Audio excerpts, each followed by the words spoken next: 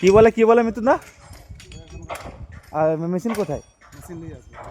ওকে ওরা কি আগে বলেনি? না হায় হায় হায় হায়। ভুলে গেছে মনে হয়। না না, কালকে আমি একবার মনে করে দিয়েছি কিন্তু রাজীবদাকে, বলে আমার হোল মেশিন আমি বলে দিয়েছি যাবে।